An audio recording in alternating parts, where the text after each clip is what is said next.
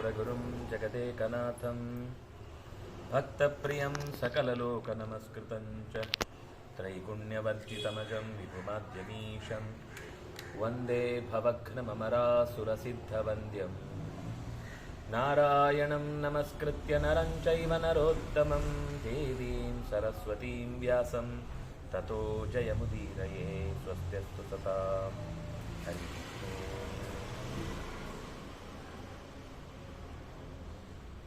ವಿದುರ ನೀತಿಯ ಹಲವು ಮಾತುಗಳು ಈ ಹಿಂದಿನ ಸರಣಿಯಲ್ಲಿ ನಡೆದು ಬಂದದ್ದರ ಮುಂದುವರೆದ ಭಾಗ.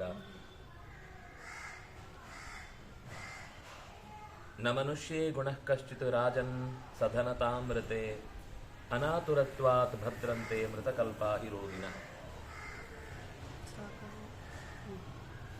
ಅಧಿಕಾರದಲ್ಲಿ ಅಥವಾ ಒಂದು ಎತ್ತರದ ಸ್ಥಾನದಲ್ಲಿರುವವನು ಸಂಪತ್ತಿನಿಂದ ಕೂಡಿದ್ದರೆ ಮಾತ್ರ ಅವನ ಆ ಗುಣಗಳಿಗೆ ಬೆಲೆ ಬರುತ್ತೆ. ಅತ್ಯಂತ ಬಡವನಾದರೆ ಅವನ ಗುಣಗಳನ್ನು ಗುರುತಿಸೋರಿರಲ್ಲ.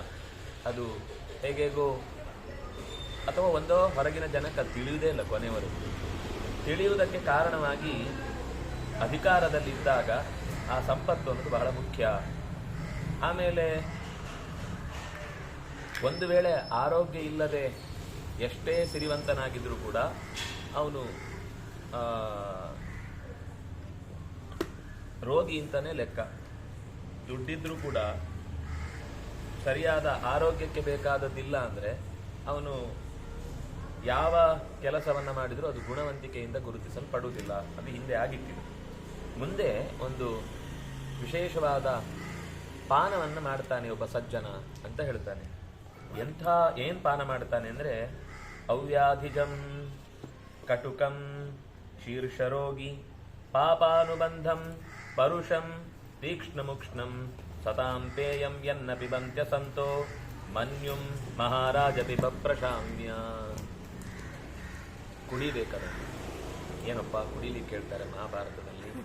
ಕುಡಿಯುವುದನ್ನು ಕೂಡ ಪ್ರಮೋಟ್ ಮಾಡ್ತಾರಲ್ಲಪ್ಪ ಇವರು. ಹೌದು, ಮನ್ಯುಂ ಮಹಾರಾಜ ಪಿಬ ಪ್ರಶಾಮ್ಯ. ಕೋಪವನ್ನು ಕುಡಿಬೇಕ ಅಂದರೆ ಜೀರ್ಣಿಸ್ಕೊಳ್ಬೇಕು, ಅದನ್ನು ಅರಗಿಸ್ಕೊಳ್ಬೇಕು ಅಂತ.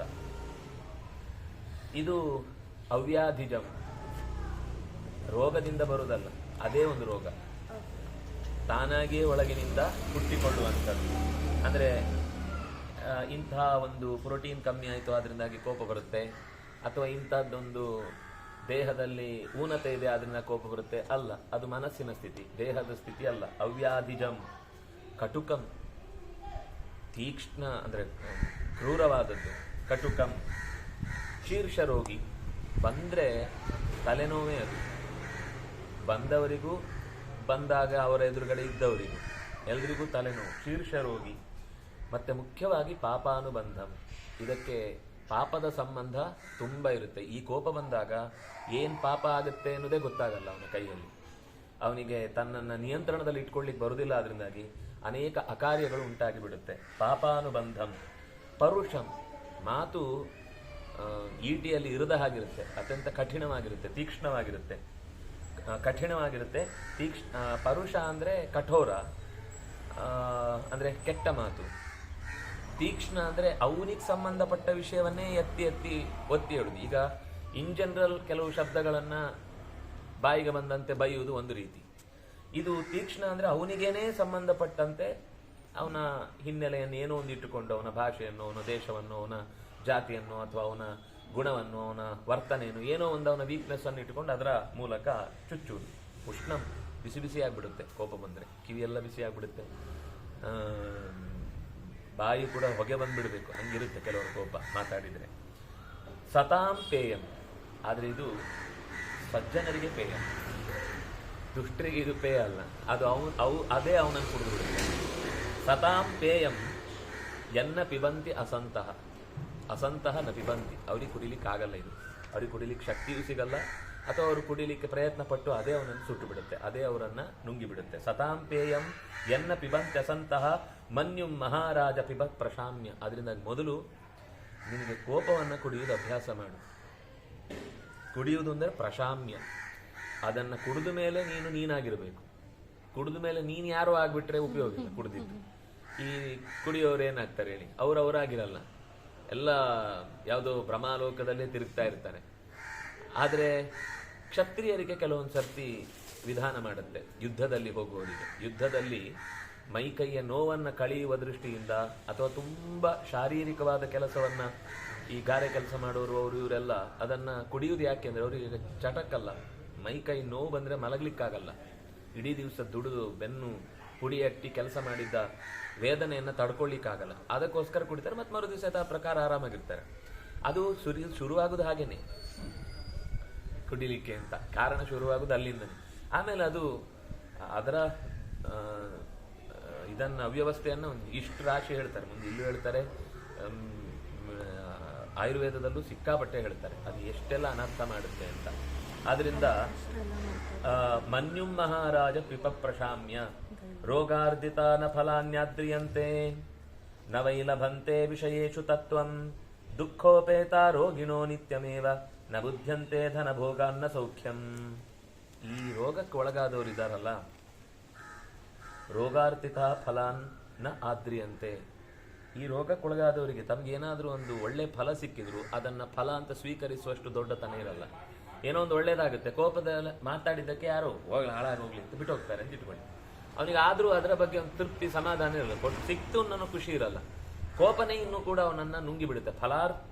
ಫಲಾರ್ಧಿತ ಯೋಗಾರ್ಧಿತ ನ ಫಲಾನಿ ಆದ್ರಿಯಂತೆ, ಬರಬೇಕಾದ ಫಲವನ್ನ ಪಡೆಯುವಲ್ಲಿ ಸೋಲ್ತಾರೆ. ಫಲಗಳನ್ನು ಅವರು ಹೊಂದುವುದಿಲ್ಲ. ಕೋಪದಿಂದ ಎಷ್ಟೋ ಸರ್ತಿ ಫಲ ಹಾಳು ಮಾಡ್ಕೊಳ್ತಾರೆ. ಬಿಟ್ಕೊಡೋದು ಬೇರೆ, ಕೊಟ್ಟರು ಕೂಡ ಅದನ್ನು ಹೋಗ್ಲಿ ಹಾಳಾಗೋಗ್ಲಿ ಅಂತ ಕೊಟ್ಟರೆ ಅದನ್ನು ತೆಗೆದು ಬಿಡ್ತಾರೆ. ಆ ಕೋಪಕ್ಕೆ ಏನು ಮಾಡ್ತಾ ಇದ್ದೇವೆ ಅಂತ ಗೊತ್ತಿಲ್ಲದೆ ಫಲವನ್ನು ಪಡೆದೂ ಕೂಡ ಅದನ್ನು ಕಳ್ಕೊಳ್ತಾರೆ. ಫಲವನ್ನು ಪಡೆದೂ ಕೂಡ ಅದನ್ನು ನಾಶ ಮಾಡಿಕೊಳ್ತಾರೆ. ನವೈಲಭಂತೆ ವಿಷಯೇಷು ತತ್ವಂ, ಚರ್ಚೆ ಆಗುವಾಗ ಇಡೀ ವಿಷಯದ ಮುಖ್ಯ ಬಿಂದು ಏನು, ಆ ಇಡೀ ಸಾರ ಏನು, ಎಸೆನ್ಸ್ ಏನು, ಅದನ್ನು ಗ್ರಹಿಸುವುದರಲ್ಲಿ ಸೋಲ್ತಾರೆ.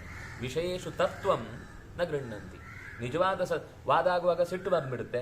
ಸಿಟ್ಟು ಬಂದಾಗ ಯಾವ ವಿಷಯಕ್ಕೆ ಈ ಪ್ರಶ್ನೆ ಶುರುವಾಯಿತೋ ಅದು ಮರ್ತೇ ಹೋಗಿರುತ್ತೆ. ಅವ್ರ ವೈಯಕ್ತಿಕ ವಿಷಯನೋ ಇನ್ಯಾವುದೋ ಒಂದು ವಿಷಯಕ್ಕೋ ಹೋಗಿ ಎಲ್ಲೆಲ್ಲೆಲ್ಲೆಲ್ಲೆಲ್ಲೋ ಹೋಗಿ ಚರ್ಚೆಯ ಮೂಲ ವಿಷಯವೇ ಧ್ವಸ್ತವಾಗಿ ಹೋಗ್ಬಿಡುತ್ತೆ. ನವೈಲಭಂತೆ ವಿಷಯೇಷು ತತ್ವಂ ದುಃಖೋಪೇತ ರೋಗಿಣೋ ನಿತ್ಯಮೇವ.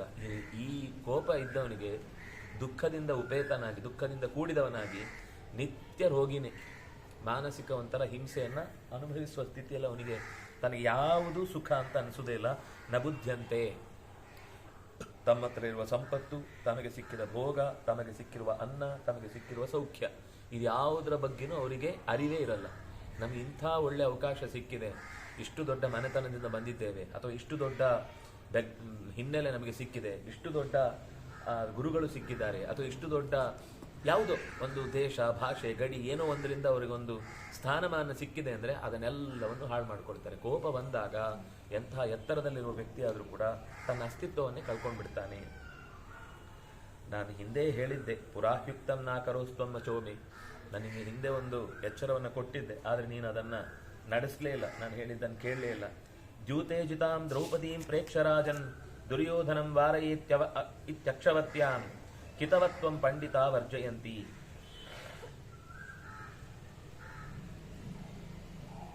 ದ್ಯೂತದಲ್ಲಿ ದ್ರೌಪದಿಯನ್ನ ಮತ್ತು ಸಂಪತ್ತನ್ನ ಗೆದ್ದಾಗ ನಾನು ಹಿಂದೆನೇ ಹೇಳಿದ್ದೆ, ಬಿಟ್ಬಿಡಿ ದುರ್ಯೋಧನನ ಸಹವಾಸವನ್ನ, ಕಳಿಸ್ಬಿಡು ಅವನನ್ನು ಎಲ್ಲಿಗಾದ್ರು. ಅವನಿದ್ದಷ್ಟು ಕಾಲ ವಾರಯ ಇವನನ್ನು, ವಾರಯ ಅಂದ್ರೆ ಆ ಕೆಲಸದಿಂದ ದೂರಪಡಿಸು, ದ್ಯೂತ ಆಡ್ಲಿಕ್ಕೆ ಅವಕಾಶ ಕೊಡಬೇಡ. ಒಂದೇ ಸರ್ತಿ ಆಯ್ತಾ, ಏನೋ ನಿನ್ನ ಕೈ ತಪ್ಪಿ ಆಯ್ತು ಅಂತ ಇಟ್ಕೊ. ಎರಡನೇ ಸರ್ತಿ ಅವರು ಇನ್ನೂ ಅರ್ಧ ದಾರಿಗೆ ಹೋಗಿಲ್ಲ, ಅಷ್ಟರಲ್ಲಿ ಮತ್ತೆ ವಾಪಸ್ ಕರೆಯುವಾಗ ನೀನು ತಡಿಬೋದಿತ್ತಲ್ವ. ಈಗ ತಾನೇ ಇಷ್ಟೆಲ್ಲ ಅನರ್ಥ ಆಗಿದೆ, ಒಂದು ಸಭೆಯಲ್ಲಿ ತುಂಬಿದ ಸಭೆಯಲ್ಲಿ ಹೆಣ್ಮಗಳ ಅವಮಾನ ಆಗಿದೆ, ಇನ್ನು ಇದಕ್ಕೆಲ್ಲ ಅವಕಾಶ ಕೊಡಲ್ಲ ಅಂತ ಒಂದು ತಂದೆಯಾಗಿ ದೊಡ್ಡ ಸ್ಥಾನದಲ್ಲಿ ನಿಂತೊಂದು ಧೈರ್ಯದಿಂದ ಇದು ತಪ್ಪು ಅಂತ ಹೇಳಿಕ್ ನಿಂಗೆ ಆಗ್ಲಿಲ್ಲ. ಪೂರ್ವದಲ್ಲೇ ನಿನಗೆ ಎಚ್ಚರ ಕೊಟ್ಟಿದ್ದೆ, ನಾನಾಗ್ಲೇ ಹೇಳಿದ್ದೆ ನಿನಗೆ ನಾಕರೋಸ್ತ್ವಂ, ಆದ್ರೆ ನಾನು ಹೇಳಿದ ಮಾತು ನೀನು ಕೇಳಲಿಲ್ಲ. ಜ್ಞಾನಿಗಳಾದವರು, ಪಂಡಿತರಾದವರು ಯಾರೇ ಆದ್ರೂ ಕೂಡ ಕಿತವತ್ವಂ ಪಂಡಿತಾ ವರ್ಜಯಂತಿ. ಕಿತವತ್ವಂ ಅಂತಂದ್ರೆ ಮೋಸತನದಿಂದ ಆಡುವ ದ್ಯೂತ. ಮುಂದೆ ದ್ಯೂತವೇ ತಪ್ಪು ಅಂತಾರೆ. ಈಗ ಇಲ್ಲಿ ಹೇಳುವಾಗ ಇವು ಮಾಡಿದ್ದು ದ್ಯೂತದ, ಅಲ್ಲೇ ಆಟದ ಮೋಸ ತಪ್ಪು ಅಂತ ಹೇಳಿದ್ರು. ಹಿತವತ್ವಂ ಪಂಡಿತಾವರ್ಜಯಂತಿ. ಯಾಕೆಂದ್ರೆ ದುರ್ಯೋಧನನಿಗೆ ಯಾವುದ್ರಲ್ಲೂ ನೇರವಾಗಿ ಅಭ್ಯಾಸ ಇಲ್ಲ, ಮಾತಾಡಿಯೋ ಅಭ್ಯಾಸ ಇಲ್ಲ, ಕೆಲಸ ಮಾಡಿಯೋ ಅಭ್ಯಾಸ ಇಲ್ಲ, ಎಲ್ಲ ವಕ್ರ ಬುದ್ಧಿನೇ. ಏನ್ ಕೇಳಿದ್ರು ಅದು ಯಾಕೆ ಹಾಗೆ, ಇದು ಯಾಕೆ ಹೀಗೆ, ಇನ್ನೇನ್ ಮಾಡ್ಬೇಕು, ಅಲ್ಲೆಲ್ಲಿ ಮಾಡ್ಬೇಕು, ಯಾಕೆ ಹೀಗಿರ್ಬೇಕು, ಇದೇ ಯಾಕೆ ಆಗ್ಬೇಕು, ಇನ್ನೂ 100 ಪ್ರಶ್ನೆ. ನಮ್ಗೊಂದು ವ್ಯವಸ್ಥೆ ಅಂತ ಗೊತ್ತಾದ್ಮೇಲೆ ಅದಕ್ಕೆ ಸರಿಯಾಗಿ ಅದೇನಾಗುತ್ತೋ ಅದು ಮಾಡ್ಕೊಂಡು ಹೋಗುದಷ್ಟೇ. ಯಾವುದೋ ಒಂದು ವಿಷಯದ ಬಗ್ಗೆ ತಿಳ್ಕೊಳ್ಳಿಕ್ಕೆ ಗೊತ್ತಾಗಬೇಕು ಅನ್ನೋ ಪ್ರಶ್ನೆ ಕೇಳುದು ಬೇರೆ. ಪ್ರತಿಯೊಂದರಲ್ಲೂ ನಮ್ಗೆ ಅನಗತ್ಯವಾದ ವಿಷಯದಲ್ಲೂ ಇನ್ಸ್ಪೆಕ್ಷನ್ ಇದೆಯಲ್ಲ, ಅವನೆಲ್ಲೋ ಇನ್ಸ್ಪೆಕ್ಷನ್ಗೆ ಸೇರ್ಬೇಕಿತ್ತು, ತಪ್ಪಿ ಇಂಥ ಇದ್ರೊಳಗೆ ಬಂದ್ಬಿಟ್ಟಿರ್ತಾನೆ, ವ್ಯವಸ್ಥೆ ಒಳಗೆ. ಅವನ ಸುತ್ತ ಇದ್ದವರಿಗೆ ಪ್ರಾಣ ಹೋಗ್ಬಿಡುತ್ತೆ. ಎಲ್ಲದೂ ಅವನ ಹೆಸರೇ ಬದುಕಿನ ಕ್ವಶನ್ ಮಾರ್ಕ್ ಆಗ್ಬಿಡುತ್ತೆ. ಅವನಿಗೆ ಹೆಸರೇ ಕೊನೆಗೆ ಪ್ರಶ್ನೆ ಅಂತ ಇಡಬೇಕು, ಸಂಪ್ರಶ್ನ ಅಂತ. ನಿನಗೆ ನಾನು ಎಷ್ಟು ಹೇಳಿದ್ರು ನೀನು ಕೇಳಿಲ್ಲ. ನ ತತ್ಫಲಂ ಯನ್ ಮೃದುನಾ ವಿರುದ್ಧತೆ. ಪಾಪದವ್ರ ಹತ್ರ ಯುದ್ಧ ಮಾಡಿ ಗೆದ್ದೆ ಅಂತ ಅನ್ನೋದನ್ನ ಗೆದ್ದೆ ಅಂತ ಹೇಳುವುದಿಲ್ಲ. ಎನ್ ಮೃದುತ್ವ ನ ತತ್ಫಲಂ ಯನ್ ಮೃದುನಾ ವಿರುದ್ಧತೆ. ಹೇಳಿದ್ರು ಏನೇ ಅಂದ್ರು ಹೋಗ್ಲಿ ಪಾಪ ಅಂತ ಬಿಡ್ತಾರೆ ಅನ್ನುವರ ಜೊತೆಗೆ ಮಾತಾಡಿ ಅವರನ್ನು ಕಳಿಸ್ಬಿಟ್ಟೆ ಅಂತ ಹೆಮ್ಮೆ ಪಡುವುದೇನಲ್ಲ, ಅವರೇ ಬಿಟ್ಟುಕೊಟ್ಟದ್ದು. ಪಾಂಡವರು 13 ವರ್ಷದ ವನವಾಸವನ್ನ ಇವ್ರ ಹತ್ರ ಜಗಳಾಡೋದು ಬೇಡ, ಮಾತು ಕೊಟ್ಟು ಬಿಟ್ಟಿದೀವಿ, ಹೋಗ್ಬಿಡೋಣ ಅಂತ ಹೊರಟರು ಅನ್ನೋದು ನಿನ್ನ ಮಗನ ಸಾಹಸ ಅಲ್ಲ. ಭೀಮಸೇನ ಕೋಪ ಮಾಡಿಕೊಂಡ ಹೊತ್ತಿನ ಘಟನೆ ನಿಂಗೆ ನೆನಪಿರ್ಲಿ. ಅವನು ನೆಲಕ್ಕೆ ಬಿಗಿ ಹಿಡಿದು ಒಂದು ಬಡದಾಗ ಎಲ್ಲರ ಎದೆಯೂ ಕೂಡ ನಡುಗಿತ್ತು. ಅವನ ಆಕ್ರೋಶದ ಧ್ವನಿಯನ್ನು ನೀವು ಯಾರೂ ಕೂಡ ಕಣ್ಣೆತ್ತಿ ಅವನ ನೋಡುವ ಧೈರ್ಯವೂ ಅವತ್ತು ತೋರಿಸ್ಲಿಲ್ಲ. ಇದು ಗೊತ್ತಿದ್ದು ಕೂಡ ಸೂಕ್ಷ್ಮೋ ಧರ್ಮಸ್ತರಸಾ ಸೇವಿತವ್ಯ.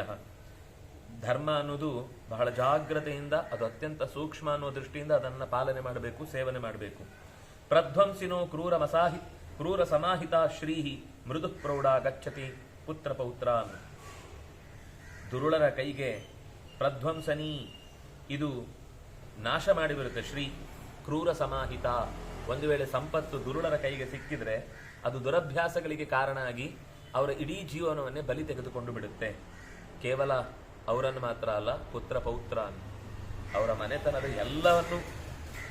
ಅಂಥದ್ದು ಬೇಕಾದಷ್ಟು ಉದಾಹರಣೆಗಳು ನಮ್ಮ ಸುತ್ತಲೇ ಇದೆ. ಎಲ್ಲೋ ದೂರದಲ್ಲಿ ಹೋಗಿ ಮಹಾಭಾರತದಲ್ಲಿ ಹೇಳಿದ್ದ, ಹಾಗಾದ್ರೆ ಮಹಾಭಾರತದಲ್ಲಿ ಎಲ್ಲಿ ಹುಡುಕಬೇಕು, ಬೇಡ. ನಮ್ಮ ಸುತ್ತ ನಾವು ಚೆನ್ನಾಗಿ ಕಣ್ಣಾಡಿಸಿದ್ರೆ ಸಂಪತ್ತಿನ ಮದದಿಂದ ಯಾರು ದುರಭ್ಯಾಸಕ್ಕೊಳಗಾಗಿ ಮನೆಯ ಎಲ್ಲ ಅನುಕೂಲತೆಗಳನ್ನು ದುರುಪಯೋಗ ಪಡಿಸಿಕೊಂಡ್ರು, ಆ ಇಡೀ ಮನೆತನವೇ ಮುಂದೆ ದಿಕ್ಕಾಪಾಲಾಗಿ ಬೀದಿಗೆ ಬರುವಂತಹ ಸ್ಥಿತಿಯನ್ನು ನಾವು ನೋಡ್ತೇವೆ. ಆದ್ರಿಂದಾಗಿ ಪುತ್ರ ಪೌತ್ರಾನ್ ಕ್ರೂರ ಸಮಾಹಿತ. ಒಂದು ದರ್ಪ, ಇನ್ನೊಂದು ಕ್ರೌರ್ಯ. ನಾನು ಮಾಡ್ತೇನೆ ಅಂತ ಅನ್ನೋದು, ಏನು ಮಾಡಿದ್ರು ಅದರ ಬಗ್ಗೆ ಕರುಣೆ ಇಲ್ಲ. ಇನ್ನೊಬ್ಬನಿಗೆ ಹಿಂಸೆ ಮಾಡುವಾಗಲೂ ಅಯ್ಯೋ ಅವ್ರಿಗೆ ಅಷ್ಟು ತೊಂದರೆ ಆಗುತ್ತೆ, ಇಲ್ಲ, ನನ್ನ ಹತ್ರ ದುಡ್ಡಿದ ಮೇಲೆ ಅವ್ರು ನನಗೆ ಕೆಲಸ ಮಾಡಬೇಕು, ನಾನು ಹೇಳಿದ ಹಾಗೆ ಕೇಳಬೇಕು. ಇಲ್ಲ, ನಾನು ನಿಮ್ಮ ಕೆಲಸದವರಲ್ಲ, ನಮ್ಮ ಬೇರೆ ಕೆಲಸ ಇದೆ, ಅದನ್ನು ಮತ್ತೆ ಅವರ ಮೇಲೆ ಬಲ ಸಾಧಿಸಿ ಅವರನ್ನು ಕೆಲಸಕ್ಕೆ ತಂದುಕೊಳ್ಳುದು, ಅಥವಾ ಅವರನ್ನೇ ಅಧಿಕಾರ ಇರುತ್ತೆ ಕೆಲವೊಂದ್ಸಲ, ಅವರನ್ನು ನನ್ನ ಸೆಕ್ಷನ್ಗೆ ಹಾಕಿ ಅಂತ ಹೇಳಿಸ್ಕೊಂಡು ಅವರನ್ನು ದುಡಿಸಿ ಅವರ ಮೇಲಿರುವ ಎಲ್ಲ ಹಠವನ್ನು ತೀರಿಸಿಕೊಳ್ಳುವಂತಹ ಅಧಿಕಾರದ ಮತ್ತತೆ ಇದೆಯಲ್ವಾ, ಅದು ಅವನ ಇಡೀ ವಂಶವನ್ನೇ ನಾಶ ಮಾಡುತ್ತೆ. ಧಾರ್ತರಾಷ್ಟ್ರ ಪಾಂಡವಾನ್ ಪಾಲಯಂತು. ಕೌರವರು ಪಾಂಡವರ ಜೊತೆಗಿದ್ದು ರಕ್ಷಣೆ ಮಾಡಿ. ಪಾಂಡೋ ಸುತಾಹ ತವ ಪುತ್ರಾಂಶ್ಚ ಪಾಂತು. ಎಷ್ಟು ಚಂದ ಮಾತು, ಖುಷಿಯಾಗಿದೆ ನನಗೆ. ಕೊನೆಗೆ ಏಕಾರಿ ಮಿತ್ರಾಹ ಪುರವೋ ಏಕ ಕಾರ್ಯಾಹ. ಇಬ್ಬರಿಗೂ ಒಬ್ಬರೇ ಶತ್ರುಗಳಿರ್ಲಿ, ಒಬ್ಬರೇ ಮಿತ್ರರಿರ್ಲಿ. ಅವ್ರಿಗವ್ರು ಮಿತ್ರರಾಗೋದು ಬೇಡ, ಅವ್ರಿಗವ್ರು ಶತ್ರುಗಳಾಗೋದು ಬೇಡ, ಅವರ ಶತ್ರುಗಳು ಬೇರೆ, ಇವರ ಶತ್ರುಗಳು ಬೇರೆ ಆಗೋದು ಬೇಡ. ಏಕಾರಿ ಮಿತ್ರ.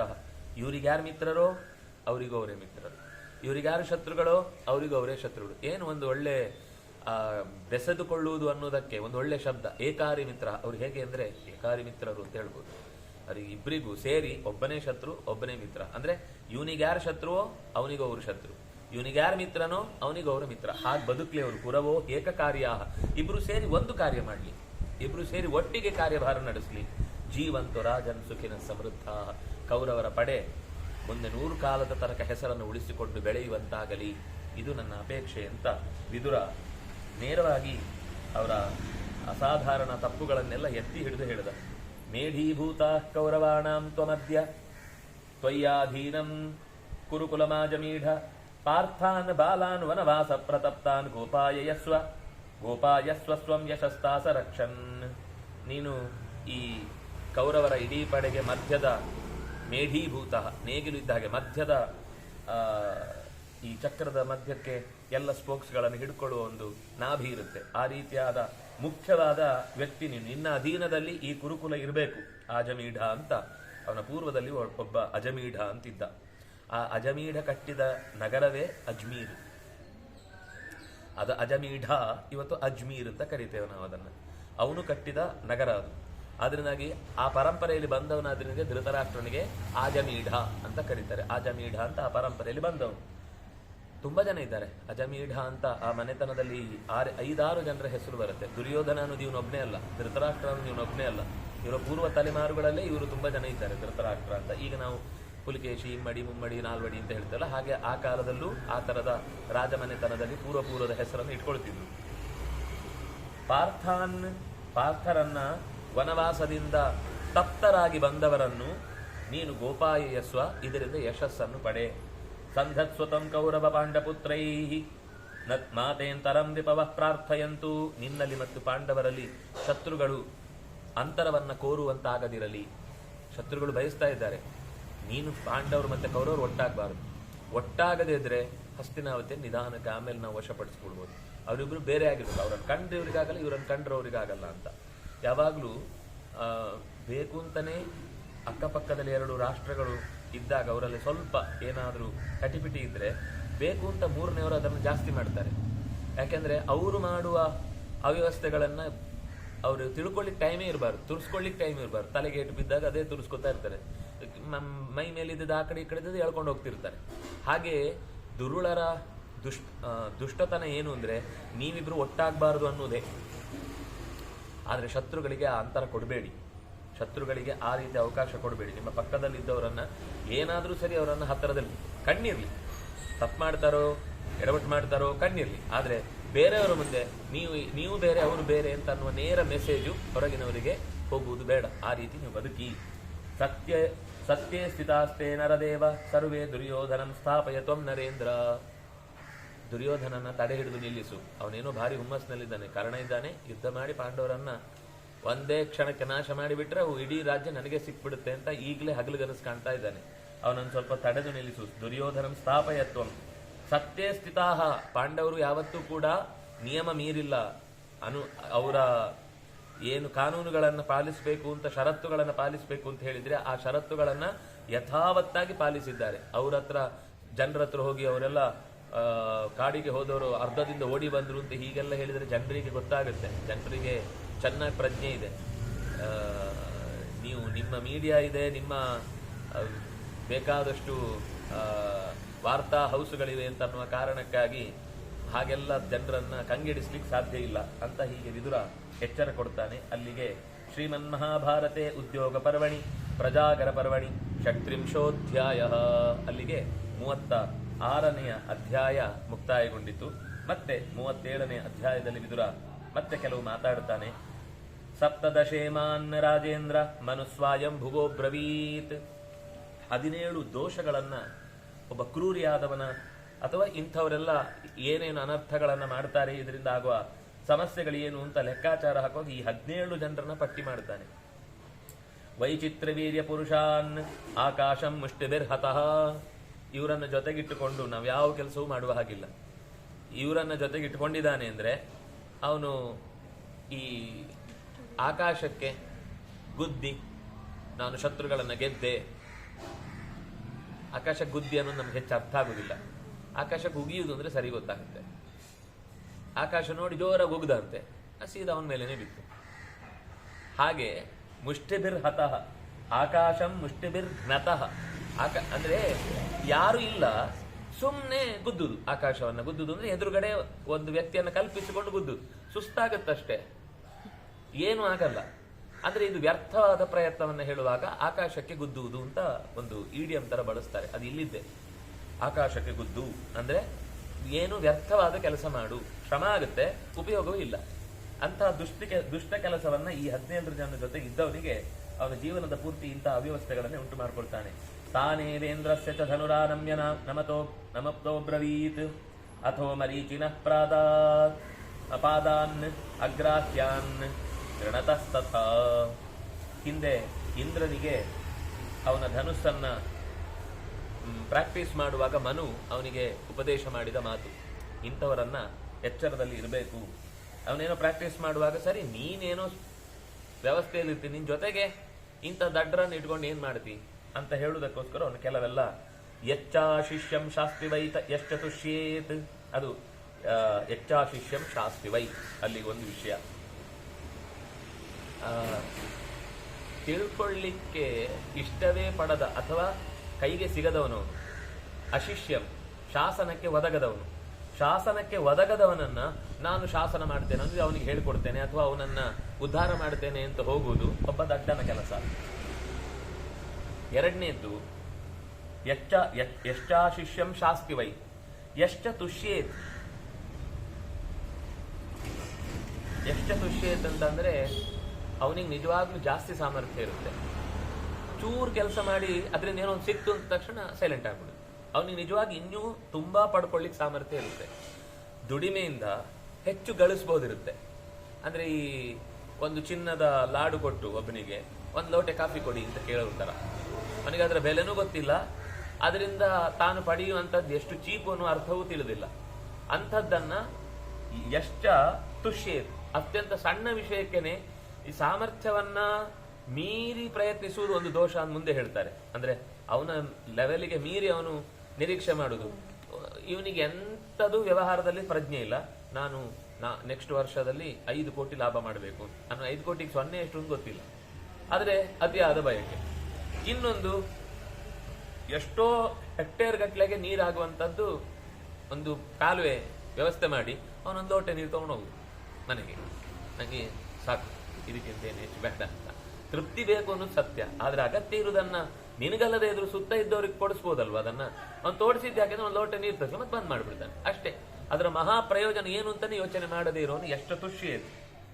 ಅತಿವೇಲಂ, ಅತಿವೇಲ ಅಂದ್ರೆ ಅವನ ಮಿತಿಯನ್ನು, ವೇಳ ಅಂತಂದ್ರೆ ಗಡಿ ಅಥವಾ ತೆರೆ, ಏನು ದಡವನ್ನ ಎಷ್ಟು ದಡದ ತನಕ ಎಷ್ಟು ಪಡಿಬಹುದಿತ್ತೋ ಅಲ್ಲಿ ತನಕ ಹೋಗದೆ ಅರ್ಧದಲ್ಲೇ ವಾಪಸ್ ಬರುದು. ಅದರ ಪೂರ್ತಿ ಸುಖವನ್ನ ಪಡದೆ ತೃಪ್ತಿ ಪಡುವುದು, ಅರ್ಧದಲ್ಲಿ ತೃಪ್ತಿ ಪಡುವುದು. ಭಜತೆ ದ್ವಿಷಂತಂ, ಶತ್ರು ಅಂತ ಗೊತ್ತಿದೆ ಆದ್ರೂ ಅವನಿಗೆ ಬಕೆಟ್ ಹಿಡಿ, ಅವನ ಸೇವೆ ಮಾಡುದು, ಅವನಿಗೆ ಅನುಕೂಲವಾಗಿರುವುದು, ಅವನಿಗೆ ಬೇಕಾದಂತೆ ಹಾಗಿದ್ದವನಿಗೆ ಅದು ಮುಂದಿನ ಶ್ಲೋಕ ಜೊತೆಗೆ ಸೇರ್ಕೊಳ್ಳುತ್ತೆ. ಭಜತೆ ದ್ವಿಷಂತಂ ನ ಭದ್ರಮಶ್ನುತೆ.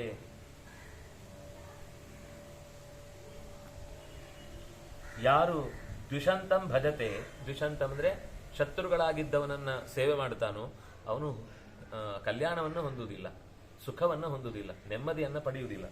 ಸ್ತ್ರೀಯಶ್ಚಯೋ ರಕ್ಷತಿ ಭದ್ರಮಶ್ನುತೆ.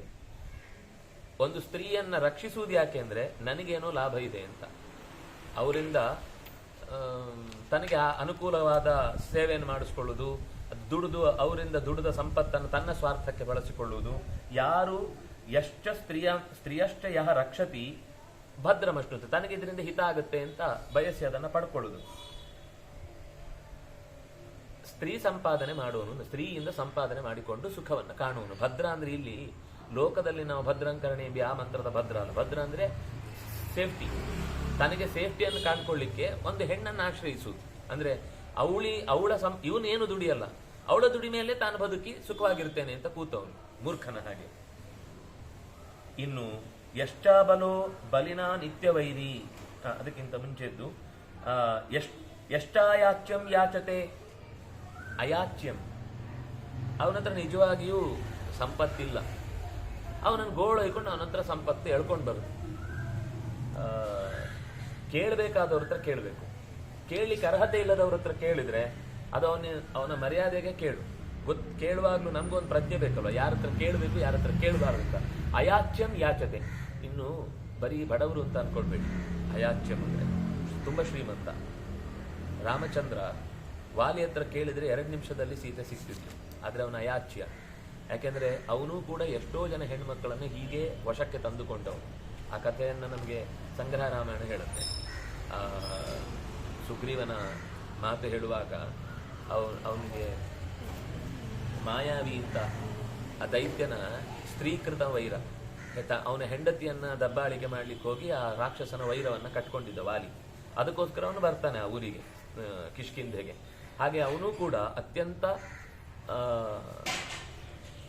ತನ್ನ ಸ್ವಾರ್ಥದಿಂದ ಯಾವುದಕ್ಕೋಸ್ಕರ ಬಂತದು?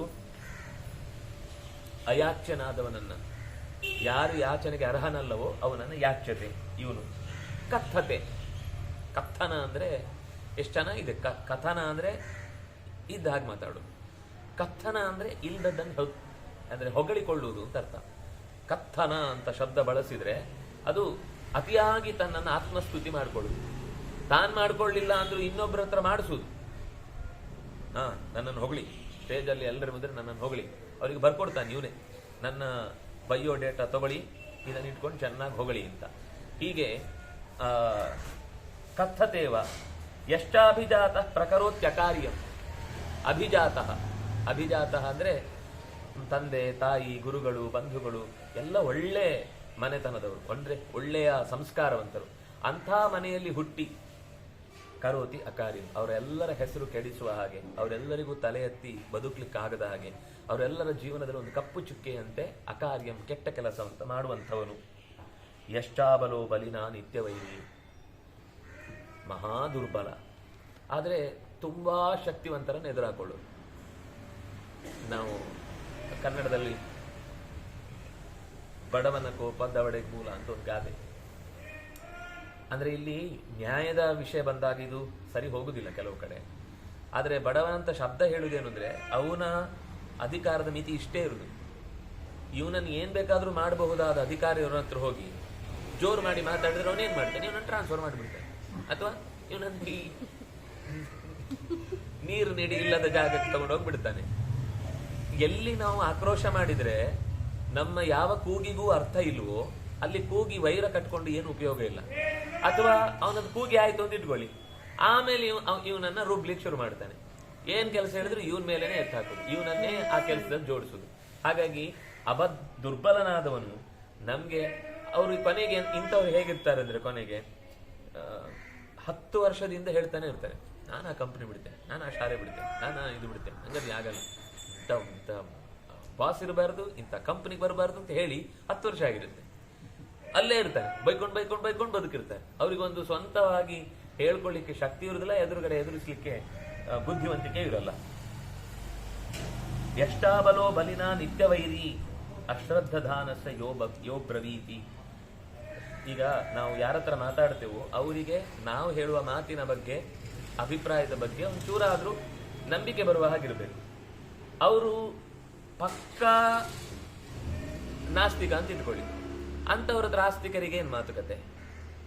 ಎಷ್ಟು ಅಶ್ರದ್ಧಾನ, ಪ್ರಾಚೀನ ಸಂಸ್ಕೃತಿಯ ಬಗ್ಗೆ ನಂಬಿಕೆ ಇಲ್ಲ, ಅಥವಾ ಇದರಲ್ಲಿ ಏನೋ ಒಂದು ಒಳ್ಳೆತನ ಇರಬಹುದು ಅನ್ನೋದರ ಬಗ್ಗೆ ಕಾಳಜಿ ಇಲ್ಲ, ಪೂರ್ತಿ ಎಲ್ಲ ಆಚೆಯಿಂದನೇ ಉದುರಿ ಬಿದ್ದದ್ದು ಅಂತ ಭಾವಿಸುವಂತ ಮಂದಿ ಹತ್ರ ಹೋಗಿ ನಾವು ತುಂಬಾ ಶ್ರದ್ಧೆಯಿಂದ ಇದು ನೋಡಿ ಹೀಗೆ, ಇದು ನೋಡಿ ಹಾಗೆ ಅಂತ ಹೇಳಿದ್ರೆ ಅವನು ಇದೆಲ್ಲ ಎಂತ ವೇಸ್ಟು, ನೀವೆಲ್ಲ ಇನ್ನೂ ಅಡುಗುಲಜ್ಜಿ ಕಥೆಯಲ್ಲೇ ಇದ್ದೀರಿ, ಇದರಲ್ಲಿ ಎಂಥದ್ದು ಇಲ್ಲ, ನಾವು ನೋಡಿ ಹೀಗೆ ಮಾಡ್ತೀವಿ ಹಾಗೆ ಮಾಡ್ತೀವಿ ಅಂತ ಶುರು ಮಾಡ್ತೇನೆ. ಅಶ್ರದ್ಧಾನಸ್ಸ ಯೋ ಬ್ರವೀತಿ ಏನಿದೆ, ಶ್ರದ್ಧೆ ಇಲ್ಲದವನ ಹತ್ರ ಈಗ ನಮ್ಗೆ ಒಂದು ಗಾದೆ ಇದೆಯಲ್ಲ, ಕೋಣನ ಮುಂದೆ ಕಿನ್ನರಿ ಬಾರಿಸುದು ಅಂತ, ಅಷ್ಟೇ ಇದರ ಅರ್ಥ. ಯಾರಿಗೆ ತಿಳ್ಕೊಳ್ಳುವ ಆಸಕ್ತಿ ಇರುವುದಿಲ್ವೋ ಅವನ ಹತ್ರ ಹೋಗಿ ನಮ್ಮೆಲ್ಲ ಭಾರಿ ಅಪೂರ್ವವಾದ ಸಂಗತಿ, ಇದು ನಿನಗಲ್ಲದೆ ಇನ್ಯಾರಿಗೂ ಹೇಳಲಿಕ್ಕೆ ಸಾಧ್ಯ ಇಲ್ಲ, ಇದು ನಿನ್ಗೋಸ್ಕರ ಹೇಳ್ತಾ ಇದ್ದೇನೆ ಅಂತ ಸಮಯ ವ್ಯರ್ಥ ಮಾಡುವುದುಂಟಲ್ಲ, ಅವನು ವ್ಯರ್ಥವಾದ ಬುದ್ಧಿವಂತಿಕೆ ಉಳ್ಳವ. ಎಷ್ಟಾಕಾಮ್ಯಂ ಕಾಮಯತೆ ನರೇಂದ್ರ, ಅವನಿಗೆ ಅದು ಯೋಗ್ಯವೇ ಅಲ್ಲ. ಅವನು ಓದೇ ಇಲ್ಲ ಏರೋಸ್ಪೇಸು ಸೈನ್ಸು, ಅವನು ಅಪ್ಲಿಕೇಶನ್ ಹಾಕೋದಲ್ಲೋ ಅದಕ್ಕೆ. ಅವನಿಗೆ ಏನು ಆಸೆ ಅಂದ್ರೆ ಅಲ್ಲಿ ಆಕಾಶದಲ್ಲಿ ಹೋಗೋದು ಒಂದ್ಸಲ ನೋಡ್ಬಿಡ್ತಾನೆ, ಹೀಗೆ ಯಾವಾಗ್ಲೂ ದಿನ ಹೋಗ್ಲಿಕ್ಕೆ ಆಗತ್ತಲ್ಲ ಅಂತ ಅಪೇಕ್ಷೆ ಪಟ್ಟು ಅದರಲ್ಲಿ ಸೇರ್ತೇನೆ ಅಂತ ಹೋಗುದು. ಅವನಿಗೆ ಅದರ ABCD ಗೊತ್ತಿಲ್ಲ, ಮೇಲೆ ಹೋಗೋದು ಖುಷಿ ಇರುತ್ತೆ, ಹಕ್ಕಿಗಳ ಹಾಗಿರ್ಬೇಕು ಅಂತ ಒಂದು ಚಿಕ್ಕಂದಿನ ಒಂದು ಆಸೆ, ಹಕ್ಕಿ ಹಾಗೆ ಹಾರುವ ಆಸೆ. ಅದು ಹಾರುವ ಹಾಸೆನೋ ಹಾರುವ ಆಸೆನೋ ಗೊತ್ತಾಗಲ್ಲ. ಎಚ್ಚ ಅಕಾಮ್ಯಂ ಕಾಮಯತೆ ನರೇಂದ್ರ, ಅವನಿಗೆ ಹೊಂದದ ಸಂಗತಿಗಳನ್ನೇ ಬಯಸಿ ಅದು ಸಿಗ್ಲಿಲ್ಲ ಅಂತ ಕತೆ ಪಡುದು ಅಂತ ನರೇಂದ್ರ ಅಂತ. ಅದು ಧರ್ಮರಾಜನ ಧೃತರಾಷ್ಟ್ರನಿಗೆ ಸಂಬೋಧನೆ ನರೇಂದ್ರ. ಆಮೇಲೆ ವದ್ವಾವಹಾಸಂ ಶ್ವಶುರೋ ಮನ್ಯತೆಯೋ, ತನ್ನ ಸೊಸೆಯ ಜೊತೆಗೆ ಅತ್ಯಂತ ಕೀಳಾಗಿ ಕೆಟ್ಟ ಜೋಕುಗಳನ್ನು ಹೇಳಿಕೊಂಡು ಅಥವಾ ಅವರನ್ನ ಕೀಳಾದ ಭಾವನೆಯಿಂದ ಅವರನ್ನ ತನ್ನ ಹತ್ತಿರಕ್ಕೆ ಎಳ್ಕೊಳ್ಳುವ ಪ್ರಯತ್ನ ಮಾಡುವಂತಹ ಮಾವ ಅವನು ಅಥ ಮಹಾ ಮೂರ್ಖ. ವಧ್ವಾ ಅವಹಾಸಂ ಶ್ವಶುರೋ ಮನ್ಯತೆ. ಶ್ವಶುರ ಅಂದ್ರೆ ಮಾವ, ವಧ್ವಾ ಅಂದ್ರೆ ವಧು ಅಂತಂದ್ರೆ ಸೊಸೆ. ಸೊಸೆಯ ಜೊತೆಗೆ ಅತ್ಯಂತ ಕೆಟ್ಟವಾದ ಅಪಹಾಸದ ಮಾತುಗಳನ್ನು ಆಡಿ ಅವಳನ್ನ ಹಿಂಸಿಸುವುದು ಅಥವಾ ಅವಳ ಮನಸ್ಸಿಗೆ ಬೇಸರ ತರುವಂತೆ ನಡ್ಕೊಳ್ಳುವನು. ವಧ್ವಾವಸನ್ ಅಭಯೋ ಮಾನಕಾಮಹ. ಇದು ಇನ್ನೊಂಥರ. ಅವಳ ಸಂಪತ್ತಿನಿಂದಲೇ ದುಡಿದು ಬದುಕ್ತೇನೆ ಆಗದ್ದಕ್ಕೆ ಬೇರೆ ಯಾವುದಾದ್ರೂ ಹೆಣ್ಣು, ಅದು ತಾಯಿ ಆಗ್ಬೋದು, ಅತ್ತೆ ಆಗ್ಬೋದು, ಅಥವಾ ಯಾರೋ ಮಗಳಾಗ್ಬೋದು, ಅದು ಒಂಥರ. ಇದು ಇನ್ನೊಂಥರ. ಅಲ್ಲಿಂದ ವಧ್ವಾವಸನ್ ಅಭಯ, ಅವಳ ಸಂಪತ್ತನ್ನೇ ಅಂದ್ರೆ ಇವತ್ತಿನ ಡೌರಿಯನ್ನಿಟ್ಟುಕೊಂಡು ನಾನು ಜೀವನ ಮಾಡ್ತೇನೆ ಅಂತ ಬದುಕುವವನು. ಅಭಯೋ ಮಾನಕಾಮ, ಅವಳಿಂದಲೇ ತನಗೆ ಎಲ್ಲಾ ಸಂಪತ್ತು ಸಿಕ್ಕಿ ಸಮಾಜದಲ್ಲಿ ಪ್ರತಿಷ್ಠೆ ಬರಬೇಕು ಅನ್ನೋದನ್ನ ಬಯಸುವಂತಹ ಮೂರ್ಖ ಅವನು 17ರಲ್ಲಿ ಒಬ್ಬ. ಪರಕ್ಷೇತ್ರೇ ನಿರ್ವಪತಿ ಅಷ್ಟ ಬೀಜಂ, ಬೇರೆಯವರ ಹೆಂಡಿರನ್ನ ಬಲಾತ್ಕಾರವಾಗಿ ತನ್ನ ವಶಕ್ಕೆ ತಂದುಕೊಳ್ಳುವಂತಹ ಮೂರ್ಖ. ಪರಕ್ಷೇತ್ರೇ ನಿರ್ವಪತಿ ಎಷ್ಟ ಬೀಜಂ, ಪರ ಸೊತ್ತನ್ನ ತನಗೆ ಅಪಹರಿಸುವ ಹಾಗೆ ಆ ಹೆಂಡತಿಯನ್ನ ಎಳೆದುಕೊಂಡು ತನ್ನ ಜೀವನಕ್ಕಾಗಿ ರುಮೆಯನ್ನ ವಾಲಿ ಎಳ್ಕೊಂಡು ಹೋದ ಹಾಗೆ. ಸ್ತ್ರೀಯಂಚಯ ಪರಿವದತೆ ಅತಿವೇಲಂ, ಹೆಣ್ಣು ಅನ್ನುವ ಸಾಮಾನ್ಯವನ್ನೇ ತುಚ್ಛವಾಗಿ ಕಾಣುವುದು. ಸ್ತ್ರೀಯಂ ಯಹ ಪರಿವದತೆ. ಪರಿವದತೆ ಅಂದ್ರೆ ಅವರ ಬಗ್ಗೆ ಒಂದು ಒಳ್ಳೆ ಮಾತಾಡುವ ನಾಲಿಗೆನೇ ಇಲ್ಲ. ಅವರ ಬಗ್ಗೆ ಭಾವನೆ ಆಗ್ಲಿ, ಅವರ ಬಗ್ಗೆ ಒಳ್ಳೆ ಮಾತಾಗ್ಲಿ ಆಡುವಂತಹ ಒಂದು ಸಣ್ಣ ಕರ್ಟಸಿಯೂ ಇರಲ್ಲ. ಅತಿವೇಲಂ ಅಂದ್ರೆ ನಾವೇನು ಹೇಳ್ತೇವೆ, ಹದ್ದು ಮೀರಿ ಮಾತಾಡುವುದು ಅಂತ ಹೇಳ್ತೇವಲ್ಲ. ಅತಿವೇಲ ಅಂದ್ರೆ ನಾವೇನಂತ ಕನ್ನಡದಲ್ಲಿ ಒಂದು ಶಬ್ದ ಬರುತ್ತೆ, ನಿಂದೆ ಆಯ್ತು. ಹದ್ದು ಮೀರಿ ಮಾತಾಡುವುದು ಅಂತ. ಈಗ ತಪ್ಪನ್ನ ತಪ್ಪು ಅಂತ ಹೇಳುದು ತಪ್ಪಲ್ಲ, ತಪ್ಪಿಲ್ಲದೆ ಇದ್ರೂ ತಪ್ಪು ಅಂತ ಹೇಳುದು, ಕಂಡದ್ರಲ್ಲೆಲ್ಲ ತಪ್ಪು ಹೇಳುದು. ಒಂದು ಒಳ್ಳೆ ಕೆಲಸ ಮಾಡಿದ್ರು ಆ ಒಳ್ಳೆ ಕೆಲಸವನ್ನು ಒಳ್ಳೆ ಕೆಲಸ ಅಂತ ಒಪ್ಪಿಕೊಳ್ಳುವ ಮನಸ್ಸಿಲ್ಲದೆ ಇರುವುದು. ಏನು ಮಾಡಿದ್ರು ಅದು ತನ್ನ ತನ್ನ ದಬ್ಬಾಳಿಕೆಯಲ್ಲಿ ಇರಬೇಕು ಅಂತ ಬಯಸುವಂತಹ ಮನಸ್ಥಿತಿಯಲ್ಲಿ ಇರುವವನು. ಸ್ತ್ರೀಯಂಚಯ ಪರಿವದತೆ ಅತಿವೇಲಂ ಯಶ್ಚಾಪಿ ಲಬ್ಧ್ವಾ ನ ಸ್ಮರಸೀತಿ ವಾದಿ. ಬೇಕಾದ್ದನ್ನು ಪಡ್ಕೊಂಡಿರ್ತಾನೆ. ಯಶ್ಚಾಪಿ ಲಬ್ಧ್ವಾ ನ ಸ್ಮರಾಮಿ. ಹೌದಾ, ಅವರಿಂದ ಸಿಗ್ತಾ ನಮ್ಗೆ, ಅವ್ರು ಕೊಟ್ಟಿದ್ದ ಅದು ಅಂದ್ರೆ ಉಪಕಾರವನ್ನ ಪಡೆದ ಮೇಲೆ ನನಗೆ ಗೊತ್ತೇ ಇಲ್ಲಪ್ಪ, ನಾನೇನು ಅವರಿಂದ ಏನು ಒಂದು ಪೈಸೆ ಇಸ್ಕೊಂಡಿಲ್ಲ, ನಾನು ಸ್ವತಂತ್ರ, ನಾನು ಎಲ್ಲ ಅವರಿಂದಲೇ ಇಸ್ಕೊಂಡಿರ್ತಾನೆ. ಎಲ್ಲ ಅವರಿಂದಲೇ ತನ್ನ ಜೀವನಕ್ಕೆ ನಿರ್ವಹಣೆ ಮಾಡುವುದಕ್ಕೆ ಬೇಕಾದ ಸಂಪತ್ತನ್ನು ಪಡ್ಕೊಂಡಿರ್ತಾನೆ. ಆದ್ರೆ ಒಂದು ದಿವಸವೂ ಸ್ಮರಣೆ ಮಾಡಲ್ಲ. ಇನ್ನೊಬ್ಬರಿಂದ ಉಪಕಾರ ಪಡೆದು ನಸ್ಮರಾಮಿ, ನನಗೇನು ಗೊತ್ತಿಲ್ಲಪ್ಪ, ಅಥವಾ ಯಾವುದೋ ಒಂದು ವಿಷಯ ನೋಡಿರ್ತಾನೆ, ಕೇಳಿರ್ತಾನೆ, ಅವನಿಗೆ ಗೊತ್ತಿರುತ್ತೆ, ನಂಗೆ ಗೊತ್ತಿಲ್ಲ ಅಂತ ಹೇಳುದು. ನನಗೇನು ಗೊತ್ತಿಲ್ಲಪ್ಪ, ಅಲ್ಲ ನಿಮ್ಮ ಎದುರುಗಡೆ ಏನೋ ದೊಡ್ಡ ಗಲಾಟೆ ಆಯ್ತಲ್ಲ, ಇಲ್ಲಪ್ಪ ನನಗೇನು ಗೊತ್ತಿಲ್ಲ, ನಾನು ನೋಡೇ ಇಲ್ಲ, ನಂಗೆ ಗೊತ್ತೇ ಇಲ್ಲ ಅಂತ ಆ ಒಬ್ಬರಿಗೆ ನ್ಯಾಯ ಸಿಗುತ್ತೆ ಅಂತಂದಾಗ್ರೂ ಆ ನ್ಯಾಯಕ್ಕೆ ಸಹಕಾರ ಕೊಡದೆ ಅಲ್ಲಿಂದ ಜಾಗ ಖಾಲಿ ಮಾಡುವಂಥವನು. ದತ್ವಾಚ ಯಃ ಕಥತಿ ಯಾಚ್ಯಮಾನಃ. ಕೊಟ್ಟು ಕೊಟ್ಟಿದ್ದೇನೆ ಅಂತ 100 ಸಲ ಹೇಳು, ಹೊಗಳಿಕೊಳ್ಳುವುದು. ನಾನು ಅಷ್ಟು ಕೊಟ್ಟಿದ್ದೇನೆ, ಇಷ್ಟು ಕೊಟ್ಟಿದ್ದೇನೆ. ಇದು ನಮಗೆ ಸಮಾಜದಲ್ಲಿ 100 ಜನ ಸಿಗ್ತಾರೆ ಇಂಥವ್ರು. ಬೋರ್ಡಲ್ಲಿ ಹಾಕಬೇಕು, ಫಸ್ಟ್ ಬೋರ್ಡಲ್ಲಿ ಹಾಕಬೇಕು, ಕೊನೆಯದಲ್ಲ, ದೇವಸ್ಥಾನದ ಹಿಂಭಾಗದಲ್ಲಿ ಹಾಕುದಲ್ಲ, ಹೆಬ್ಬಾಗಿಲಿನಲ್ಲಿ ಮೇಲ್ಗಡೆ ದೇವ್ರ ಫೋಟೋನು ಪಕ್ಕಕ್ಕೆ ತೆಗೆದು ಹಾಕಿರ್ತಾರೆ ಅವರು. ಅಂತ ಮೂರ್ಖರಿರ್ತಾರೆ. ದತ್ವ ಕೊಟ್ಟು ಎಷ್ಟ ಕಥತಿ ಯಾಚ್ಯಮಾನ, ಅವನು ಇನ್ನೊಬ್ಬರ ಹತ್ರ ಕಸ್ಕೊಂಡ್ಬಂದಿರ್ತಾನೆ. ತುಂಬಾ ಜನ ಇರ್ತಾರೆ ಹೀಗೆ, ಯಾರ್ಯಾರ ಹತ್ರನೂ ಅವರೇ ಕಲೆಕ್ಷನ್ನು. ಆದ್ರೆ ನಂದು ಅಂತ ತಂದು ಎಲ್ಲರ ಮುಂದೆ ಕೊಟ್ಟು ಫೋಟೋ ತೆಗೆಸ್ಕೊಳ್ಳೋದ ಫೋಟೋ ಅವ್ರದ್ದು, ಆ ಪಾಪ ರಶೀದಿಯಲ್ಲಿ ಬೇರೆಯವ್ರ ಹೆಸರಿರುತ್ತೆ, ಕೊಡುದು ಇವರು. ಫೋಟೋದಲ್ಲಿ ಇವರು ಎಲ್ಲ ಪೇಪರಲ್ಲೇ ಬರುವಾಗ ಇವರು ಫೋಟೋ ಎಲ್ಲ ಇರುತ್ತೆ. ಏನು ಎಷ್ಟು ದೊಡ್ಡ ದಾನಿಗಳು ಆಗ್ಬೋದಪ್ಪ, ಎಷ್ಟು ಹಾಗಿದ್ರೆ ಇವರು ಕೊಟ್ಟರೆ ಎಲ್ಲ ಒಳ್ಳೇದಾಗುತ್ತೆ, ಇವ್ರು ಏನು ಕೊಟ್ಟರು ಇವರು ಒಳ್ಳೆ ಕೆಲಸಕ್ಕೆ ಯೂಸ್ ಮಾಡ್ತಾರೆ ಅಂತ ಶುರುವಾಗುತ್ತೆ. ಇದೆಲ್ಲ ಒಂಥರ ಬಿಸ್ನೆಸ್ಸು, ಇದು ಒಂಥರ ವ್ಯಾಪಾರ ಥರ ಆಗ್ಬಿಟ್ಟಿದೆ. ಈ ದಾನ ಕೊಡೋದು ಅನ್ನೋದು ಕೂಡ ಅದು ಆ ಥರ ಕೊಡ್ತಾರಲ್ಲ. ಕೊಡೋದ್ರ ಉದ್ದೇಶ ಏನಂದ್ರೆ ಇನ್ನೊಂದು ಕಡೆಯಿಂದ 100 ಬರುತ್ತೆ, 10 ಕೊಟ್ಟು 100 ತಗೊಳ್ಳೋದು. ಈ MNC ಕಂಪನಿಗಳಲ್ಲೆಲ್ಲ ಅದಕ್ಕೊಂದು ಅವ್ರದ್ದೊಂದು ಈ ಕೆಲಸಗಳಿಗೆ ಇಷ್ಟು ಪರ್ಸೆಂಟೇಜ್ ಕೊಡಬೇಕು ಅಂತಿರುತ್ತೆ. ಅವರನ್ನು ಹಿಡಿದು ಬಿಡುದು, ಇಂಥ ಕೆಲಸಗಳಿಗೆ ನಾವು ಉಪಯೋಗಿಸ್ತೇವೆ ಅಂತ. ಅವರಿಗೆ ಯಾವುದಾದ್ರೂ ಒಂದು ಕಡೆ ಅವರ ಹೆಸರು ಬರುವಂಗೆ ಮಾಡೋದು, ಅವ್ರಿಗೆ ಭಾರಿ ಖುಷಿ ಆಗ್ಬಿಡುತ್ತೆ. ಆಮೇಲೆ ಎಲ್ಲ ತಗೊಂಡು ಇವರು ತಮ್ಮ ಸ್ವಾರ್ಥಕ್ಕೆ ಬಳಸ್ಕೊಳ್ಳೋದು, ಅಥವಾ ಇನ್ನು ಕಡೆ ಇವ್ರು ಬೋರ್ಡ್ ಹಾಕ್ಸೋದು. ಅವ್ರ ಬೋರ್ಡ್ ಮೊದಲೊಂದಿರುತ್ತೆ, ಆಮೇಲೆ ಕೆಳಗಡೆ ದೊಡ್ಡ ಬೋರ್ಡ್ ಇವ್ರದ್ದು ಇರುತ್ತೆ. ಅವ್ರಿಗೆ ಆ ಫೋಟೋ ಮಾತ್ರ ಕಳಿಸಿರ್ತಾರೆ, ಕೆಳಗಡೆ ದೊಡ್ಡ ಬೋರ್ಡ್ ಕಳಿಸಿರಲ್ಲ. ಅವ್ರು ಅನ್ಕೋತಾರೆ ಏನು ಎಷ್ಟು ನಮ್ಮ ದುಡ್ಡನ್ನೆಲ್ಲ ಸದುಪಯೋಗ ಮಾಡ್ತಾ ಇದ್ದಾರೆ ಹಾಗೆ ಹೀಗೆ ಅಂತ. ಇಂಥದ್ದೇ ಒಂದು ದುಷ್ಟನ ಪ್ರವೃತ್ತಿ. ಇನ್ನೂ ಒಬ್ಬ ಇದ್ದಾನೆ, ಎಷ್ಟಾ ಸತಃ ಸಾಂತ್ವಮ ಉಪಾನಯೀತ. ಯಾರಿಗೆ ಸಾಂತ್ವನ ಬೇಡವೋ ಒಂದು ದುಷ್ಟ, ಅವನಿಗೋಗಿ ಸಮಾಧಾನ ಮಾಡು. ಕಳ್ಳತನ ಮಾಡಿ ಸಿಕ್ಕಾಕೊಂಡಿರ್ತಾನೆ, ನೀನೇನು ಎದುರುಬೇಡ, ಬರ್ತೇನೆ ಬಿಡಿಸ್ಲಿಕ್ಕೆ. ನೀನು 35 ದಿವಸ ಲೇಟ್ ಆದ್ರೂ ಬಾ, 40 ದಿವಸ ಆದ್ಮೇಲಾದ್ರೂ ಬಾ, ನಿನಗೆ ಬೇಲ್ ಕೊಡಿಸಿ ಆದ್ರೂ ನಿನ್ನನ್ನು ಒಳಗೆ ಕರ್ಕೊಂಡು ಹೋಗ್ತೇನೆ, ನಿನ್ನನ್ನು ಬಿಡಿಸ್ಕೊಂಡು ಹೋಗ್ತೇನೆ ಅಂತ ಅಂಥವರಿಗೆ ಸಪೋರ್ಟ್ ಮಾಡಿಕೊಂಡು ಅವರ ಬದುಕಿನೇ ಜೊತೆಗೇನೆ ತಮ್ಮ ಬದುಕು ಅಂತ. ಎಲ್ಲದಕ್ಕಿಂತ ಅದು ಮುಂದೆ ಹೇಳ್ತಾನೆ, ಏತಾನ್ ನಯಂತಿ ನಿರಯಂ ಪಾಶಹಸ್ತ. ಕಾಯ್ತಾ ಇರ್ತಾರಂತೆ ಯಮಭಟರು, ಇಷ್ಟು ಜನರಿಗೆ ಉರುಳು ಇಟ್ಕೊಂಡು. ಇಂಥವ್ರು ಯಾರ್ಯಾರಿದ್ದಾರೋ ಬೇಗ ಕೊರಳಿಗೆ ಹಗ್ಗ ಹಾಕೊಂಡು ಎಳ್ಕೊಂಡು ಹೋಗೋಣ ಅಂತ. ಹಾಗಾಗಿ ಈ 17 ಜನ ಸಮಾಜದಲ್ಲಿ ಬಹಳ ಅಪಾಯಕಾರಿಗಳು. ಇವರನ್ನ ಬಹಳ ಎಚ್ಚರದಿಂದ ನಾವು ನಿಯಂತ್ರಣದಲ್ಲಿ ಇಟ್ಕೊಳ್ಬೇಕು. ಆದರೆ ಯಾವಾಗ ನೀನು ಇಂಥವರ ಬಗ್ಗೆ ನಿರ್ಲಕ್ಷ್ಯ ಮಾಡ್ತೀಯೋ ಅದು ನಿನ್ನ ಬುಡಕ್ಕೆ ಬರುತ್ತೆ, ನಿನ್ನನ್ನೇ ಬೇರು ಸಹಿತ ಕಿತ್ತು ಹಾಕುತ್ತೆ. ಯಸ್ಮಿನ್ ಯಥಾ ವರ್ತತೆ ಯೋ ಮನುಷ್ಯ. ತುಂಬ ಚಂದದ ಇದು PUCಯಲ್ಲಿದ್ದು ಭಾಷೆ. ತಸ್ಮಿನ್ ತಥಾ ವರ್ತಿತವ್ಯಂ ಸ ಧರ್ಮ, ಮಾಯಾಚಾರೋ ಮಾಯಯಾ ವರ್ತಿತವ್ಯ, ಸಾಧ್ವಾಚಾರ ಸಾಧುನಾ ಪ್ರತ್ಯುಪೇಯ. ಯಸ್ಮಿನ್ ಯಥಾ ವರ್ತತೆ ಯೋ ಮನುಷ್ಯ, ಯಹ ಮನುಷ್ಯ ಯಸ್ಮಿನ್ ಯಥಾ ವರ್ತತೆ, ಅವನು ಹೇಗಿದ್ದಾನೋ ಅವನ ಜೊತೆಗೆ ಹಾಗಿರ್ಬೇಕಾದ್ರೆ. ಕೆಲವೊಮ್ಮೆ ಇದೇನು ಅಂದ್ರೆ ನಮ್ಗೆ ಅನಿವಾರ್ಯ ಕೆಲವು ವರ್ಕ್ ಪ್ಲೇಸ್ ಅಂತ ಇರುತ್ತೆ, ಆ ಪ್ಲೇಸಲ್ಲಿ ನಾವು ವರ್ಕ್ ಮಾಡಲೇಬೇಕು. ಅಂಥವ್ರಿದ್ದಾರೆ ಅಂತ ಹೇಳಿ ನಾವು ಕೆಲಸ ಬಿಟ್ರೆ ಆ ಕೆಲಸದ ನಿಜವಾದ ದೊಡ್ಡ ಬೆನಿಫಿಟ್ ಕಳ್ಕೊಳ್ತೇವೆ ನಾವು. ಆದರೆ ಅವರನ್ನ ಮೀರಿಯೂ ನಮಗೇನು ಮಾಡ್ಲಿಕ್ಕೆ ಆಗುದಿಲ್ಲ. ಆಗ ಅವರಿಗೆ ಭಾರಿ ತಗ್ಗಿ ಬಗ್ಗಿದ್ದವರ ಹಾಗೆ ನಾವು ಒಂದು ಸ್ವಲ್ಪ ಕೆಲವೊಂದು ಸರ್ತಿ ಮಹಾಪ್ರಯೋಜನ ಇದ್ದಾಗ ಸಣ್ಣ ವಿಷಯದಲ್ಲಿ ಸ್ವಲ್ಪ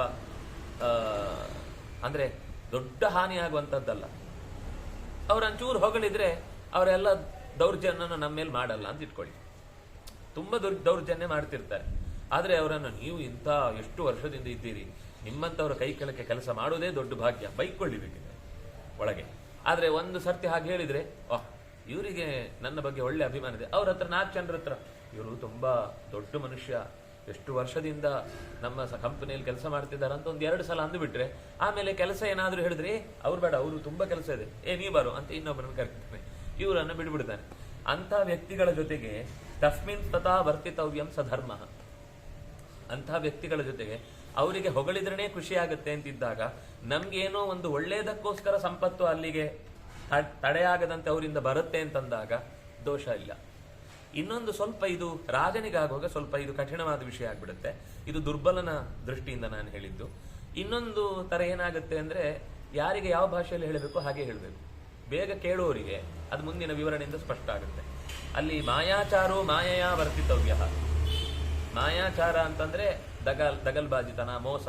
ಈಗ ಪಾಂಡವರು ಅರಗಿನ ಮನೆಯಲ್ಲಿ ಹೋಗುವ, ಮನೆಯ ಪ್ರಯಾಣ ಮಾಡುವಾಗ ಅವ್ರ ಜೊತೆಗೆ ಒಬ್ಬ ಬಂದ, ಪುರೋಚನ ಅಂತ ಬಂದವನು, ನನಗೆ ಈ ದುರ್ಯೋಧನನ ಕಂಡ್ರಾಗಲ್ಲ, ಅವನು ಎಂಥ ಮಹಾ ಅನ್ಯಾಯಕಾರಿ, ಅವನು ನನ್ನ ಜೊತೆಗೆ ಇರುವುದೇ ಕಷ್ಟ ಆಗುತ್ತೆ, ನೀವು ಎಷ್ಟು ಸಜ್ಜನರು, ನಿಮ್ಮವ್ರ ಜೊತೆಗೆ ಎಷ್ಟು ಇರ್ಲಿಕ್ಕಾಗತ್ತೆ ಅಂತೆಲ್ಲ ಹೊಗಳ್ತಾ ಬಂದ. ತುಂಬಾ ಡೊಗ್ಗಾಲ್ ನಮಸ್ಕಾರ ಹಾಕ್ತಾ ಇದೆ ಅಂದ್ರೆ ಇದು ಕಾಲೆಳಿಲಿಕ್ಕೆ ಒಂದು ದಿವಸ ಕೂತಿದೆ ಅಂತ ಅರ್ಥ ಆಗಿತ್ತು ಧರ್ಮರಾಜನಿಗೆ. ಒಳಗೆ ಆ ಅರಮನೆಯಲ್ಲಿ ಪ್ರವೇಶ ಮಾಡುವಾಗ ಕೂಡ್ಲೆ ಪರಿಮಳ ಗೊತ್ತಾಗ್ಬಿಡುತ್ತೆ ಧರ್ಮರಾಜನಿಗೆ. ತುಪ್ಪದ ಸ್ಮೆಲ್ ಬರ್ತಾ ಇರುತ್ತೆ, ಅರಗಿನ ಸ್ಮೆಲ್ ಬರ್ತಾ ಇರುತ್ತೆ, ಕರ್ಪೂರದ ಸ್ಮೆಲ್ ಬರ್ತಾ ಇರುತ್ತೆ. ಗೋಡೆಯ ಒಳಗಿನ ಭಾಗ ಎಲ್ಲ ಬರೀ ಅದರಿಂದನೇ ತುಂಬಿಕೊಂಡಿದೆ. ರಾಜನಾದವನಿಗೆ ಬಹಳ ಸೂಕ್ಷ್ಮವಾದ ಅರಿವಿರುತ್ತೆ, ಎಚ್ಚರ ಇರುತ್ತೆ. ಯಾಕಂದ್ರೆ ಜೀವಕ್ಕೆ ಅಪಾಯ ತರುವಂಥದ್ದು ಏನಾಗ್ಬೋದು ಅಂತ ಅವ್ರು ನಿತ್ಯ ನೋಡಿರೋರಲ್ವಾ. ಹಾಗಾಗಿ ಭೀಮನ ಹತ್ರ ಹೇಳ್ತಾನೆ, ಅವನು ಮುಂದೆ ಹೋಗ್ತಾ ಇದ್ದಾಗ, ನಿಂಗೇನು ಗೊತ್ತಾದ್ರೂ ಏನು ಗೊತ್ತಾಗ್ಲಿಲ್ಲ ಅನ್ನೋ ತರ ಇರು. ಒಂದೇ ಸರ್ತಿಗೆ ಇಂಥದ್ದ ಅಂತ ಒಂದೇ ಏಟು ಕೊಟ್ಟು ಇಡೀ ಅರಮನೆಯನ್ನು ಉರುಳಿಸಿಬಿಡ್ಬೇಡ. ಸ್ವಲ್ಪ ಮಾಯೆಯ ವರ್ತಿತವ್ಯ, ಮಾಯೆಯ ಸಹ ಮಾಯೆಯ ಏವ ವರ್ತಿತವ್ಯ. ಅವನೇನು ಅನ್ಕೊಂಡಿದ್ದಾನೆ, ನಾನು ಮೋಸ ಮಾಡಿದ್ದು ಇವ್ರಿಗೆ ಗೊತ್ತಾಗಲಿಲ್ಲ ಅಂತ. ಅದಕ್ಕೆ ನಾವೀಗ ಏನ್ ಮಾಡ್ಬೇಕು ಅಂದ್ರೆ, ನಾವು ಮೋಸ ಹೋಗಿದ್ವಿ ಅಂತ ಅವ್ನು ಅನ್ಕೊಳ್ಳಿ ಅಂತ ಅವ್ನಿಗೆ ಮೋಸ ಮಾಡ್ಬೇಕು. ಅರ್ಥ ಆಯ್ತಾ? ಇದು ಹೇಗೆ ಅಂದ್ರೆ, ನಾವು ಅವ್ರಿಗೆ ಅನ್ಯಾಯ ಮಾಡುದು ಅಂತಲ್ಲ, ನಮ್ಮನ್ನ ಅನ್ಯಾಯ ಮಾಡ್ತಾ ಇದ್ದಾರೆ ಅಂತ ಖುಷಿ ಪಡ್ತಿರ್ತಾರಲ್ಲ, ಅವ್ರಿಗೆ ನಾವು ಅನ್ಯಾಯ ಹೊಂದಿದ್ದೇವೆ ಅನ್ನೋ ತರನೇ ಅವ್ರ ಹತ್ರ ವರ್ತಿಸ್ಬೇಕು. ಎಲ್ಲಿ ಅನ್ಯಾಯ ಆಗುತ್ತೋ ಅಲ್ಲಿ ಹಿಂದಕ್ಕೆ ಜಾರಬೇಕು. ಅಲ್ಲಿ ತನಕ ನಮ್ಗವ್ರು ಮೋಸ ಮಾಡಿದ್ರು ಗೊತ್ತೇ ಆಗ್ಲಿಲ್ಲ, ನಾವು ಅವ್ರನ್ನ ಮೋಸ ಹೋಗಿದ್ದೀವಿ, ಅವ್ನಿಗೆ ಮತ್ತೆ ಮತ್ತೆ ಅಂತದ್ದೇ ಎಡವಟ್ಟು ಕೆಲಸಗಳನ್ನು ಮಾಡ್ತಿರ್ತಾನೆ. ನಮ್ಮ ಹತ್ರ ಎಲ್ಲ ಕಲೆ ಹಾಕಿರ್ಬೇಕು ಅವನ ವಿರುದ್ಧ ಸಾಕ್ಷ್ಯಗಳನ್ನು.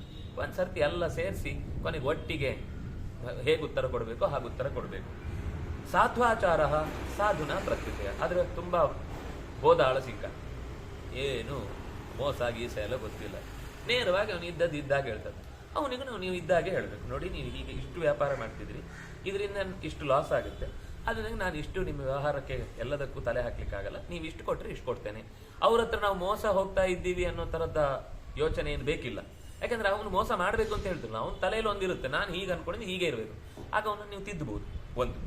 ಎರಡನೇದು, ಅವರು ಅತ್ಯಂತ ನಿಧಾನವಾಗಿ ಎಲ್ಲವನ್ನು ಸ್ಪಷ್ಟವಾಗಿ ನಮ್ಮ ಹತ್ರ ವ್ಯವಹಾರ ಮಾಡುತ್ತಿದ್ದಾಗ ಅವ್ರ ಹತ್ರ ನಾವು ನೇರವಾಗಿ ನಮ್ಮ ವ್ಯವಹಾರ ಹೀಗೆ, ನಮ್ಗೆ ಇಷ್ಟಕ್ಕೆ ಆಗುದು, ಇದಕ್ಕಿಂತ ಹೆಚ್ಚು ಮಾಡ್ಲಿಕ್ಕೆ ಆಗುದಿಲ್ಲ ಅಂತ ಹೇಳಿ ಸಾಧ್ವಾಚಾರ ಸಾಧುನ ಪ್ರತ್ಯುಪೇಯ. ಒಳ್ಳೆಯವನ ಹತ್ರ ತುಂಬ ಮಿದುವಾಗಿ ಮಾತಾಡಿ ಅವನನ್ನು ಅರ್ಥ ಮಾಡಿಸಿಕೊಂಡು ಅವನ ಕಷ್ಟಗಳಿಗೂ ನಾವು ಧ್ವನಿಯಾಗಿ ನಾವು ಕೂಡ ನಮ್ಮ ಕಷ್ಟಗಳನ್ನು ಅವನ ಹತ್ರ ನಮ್ಮ ಸಮಸ್ಯೆಗಳನ್ನು ಹೇಳ್ಕೊಂಡ್ರೆ ಅವನು ಅದನ್ನು ವೀಕ್ನೆಸ್ ಆಗಿ ತಗೊಳ್ಳಲ್ಲ ಅಂತ ಗೊತ್ತಿದ್ದಾಗ ದೋಷ ಇಲ್ಲ. ಆದರೆ ಕೆಲವರು ಹಾಗಲ್ಲ, ನಮ್ಗೆ ಏನಾದರೂ ಒಂದು ಸಮಸ್ಯೆ ಇದೆ ಅಂತ ಹೇಳಿದ ತಕ್ಷಣ ಅದರ ಅಡ್ವಾಂಟೇಜ್ ತಗೊಳ್ಳಿಕ್ಕೆ ನೋಡ್ತಾರೆ, ಅದರ ದುರವಸ್ಥೆಯನ್ನು ಹೇಗೆ ಬದಲಾಯಿಸ್ಕೊಳ್ಬೋದು, ನಮ್ಗೆ ಲಾಭ ಹೇಗೆ ಮಾಡ್ಕೊಳ್ಬೋದು ಅಂತ ಯೋಚನೆ ಮಾಡ್ತಾರೆ.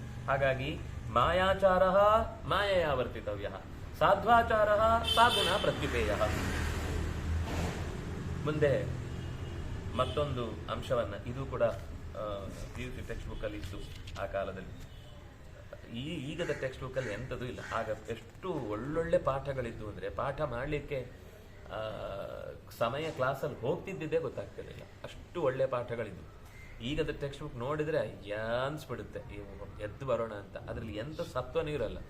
ಅನಗತ್ಯವಾದ ಯಾವ್ದ್ಯಾವುದೋ ಬೇರೆ ಬೇರೆ ಅನುವಾದಗಳನ್ನು ಮಾಡಿಸಿ ಅದನ್ನು ಸಂಸ್ಕೃತದಲ್ಲೇ ಏನಾದರೂ ಕಮ್ಮಿ ಇದೆಯಾ? ಸಾಹಿತ್ಯಕ್ಕೆ ಬೇಕಾದಷ್ಟಿದೆ. ಮುಖ್ಯವಾದ ವಿಷಯಗಳನ್ನೇ ಬಿಟ್ಟು ರಾಮಾಯಣ ಮಹಾಭಾರತದ ಸ್ಪರ್ಶವೇ ಇಲ್ಲದಂತೆ ಏನೇನೋ ವಿಷಯಗಳನ್ನು ತಂದು ಹಾಕಿ ಟೆಕ್ಸ್ಟ್ ಬುಕ್ಕನ್ನು ಅವ್ಯವಸ್ಥಿತಮಯವಾಗಿಟ್ಟಿದ್ದಾರೆ. ವಿದುರ ನೀತಿ ಪೂರ್ತಿ ಇತ್ತು, ಅಂದರೆ ಪೂರ್ತಿ ಅಂದರೆ ಸುಮಾರು 18 ಶ್ಲೋಕ 16 ಶ್ಲೋಕ ಏನೋ ಇತ್ತು. ಅಂದರೆ ಒಳ್ಳೊಳ್ಳೆ ಶ್ಲೋಕಗಳನ್ನು ಹುಡುಕಿ ಹಾಕಿದ್ರು. ಆ ಒಂದು ಶ್ಲೋಕ ಓದಿದ್ರೆ ಒಂದು ಅಧ್ಯಾಯದ ಸಾರ ಬರಬೇಕು, ಹಾಗಿತ್ತದು. ಇದು ಒಂದು ಅಂಥ ಶ್ಲೋಕ. ಜರಾರೂಪಂ ಹರತಿ ಧೈರ್ಯಮಾಶ ಮೃತ್ಯು ಪ್ರಾಣಾನ್ ಧರ್ಮಚರ್ಯಾಮಸೂಯ ಕಾಮೋ ಹ್ರಿಯಂ ವೃತ್ತಮನಾರ್ಯ ಸೇವಾ ಕ್ರೋಧಶ್ರಿಯಂ ಸರ್ವಮೇವಾಭಿಮಾನಃ. ಜರಾರೂಪಂ ಹರತಿ, ವಯಸ್ಸಾದ ಹಾಗೆ ರೂಪ ಹೋಗುತ್ತೆ, ಒಪ್ಕೊಳ್ಬೇಕಲ್ಲ. ಇಲ್ಲೋ ನಾನು ಒಪ್ಕೊಳ್ಳಲ್ಲ, ನಾನು ಇನ್ನೂ ದಪ್ಪದ್ದೇನೇನೋ ಹಚ್ಕೊಂಡು ದಪ್ಪಾಗಿ ಬೆಪ್ಪನಂತೆ ಜನರನ್ನೆಲ್ಲ ಮೂರ್ಖ ಮಾಡ್ತೇನೆ ಅಂತ ಅನ್ಕೊಂಡ್ರೆ ಆಗಲ್ಲ. ಜರ ರೂಪಂ ಹರತಿ, ವಯಸ್ಸಾದ ಹಾಗೆ ಮುದಿತನ ಅನ್ಕಾರ್ದು ಒಪ್ಕೊಳ್ಬೇಕಾದ ಸತ್ಯ ಅದು. ಧೈರ್ಯಂ ಆಶಾ ಅತಿಯಾದ ಆಸೆ ನಮ್ಮ ಧೈರ್ಯವನ್ನು ನಿಧಾನಕ್ಕೆ ಹಾಳು ಮಾಡ್ತಾ ಹೋಗುತ್ತೆ. ಯಾಕೆಂದ್ರೆ ಆಸೆ ಪಡುವುದೇ ತಪ್ಪಲ್ಲ, ಅದು ದಿಕ್ಕು ಮೀರಿದ ಹಾಗಾದ್ರೆ ಆಗ ಒಂದು ಸರ್ತಿ ಏನಾಗುತ್ತೋ ಏನೋ.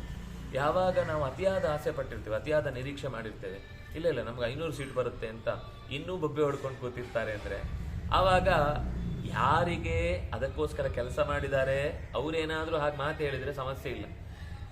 ಎಲ್ಲಾ ಕಡೆಯಲ್ಲೂ ಚೀತು ಅಂತ ಊಸ್ಕೊಳ್ತಿರ್ತಾನೆ, ಆದ್ರೂ ನಾವು ಸೋಲೋದಿಲ್ಲ, ನಾವು ಗೆಲ್ತೇವೆ. ನಮ್ಮಲ್ಲೊಂದು ಗಾದೆ ಇದೆಯಲ್ಲ, ಜಟ್ಟಿ ನೆಲಕ್ಕೆ ಬಿದ್ರು ಮೀಸೆ ಮಣ್ಣಾಗ್ಲಿಲ್ಲ ಅಂತ. ಯುದ್ಧ ಮಾಡಿ ಪೆಟ್ಟಿನ ಕೆಳಗೆ ಬಿದ್ದಿದ್ದಾನೆ, ಮೀಸೆಗೆ ನಾರಾಯಣ ಮಿಂಚು.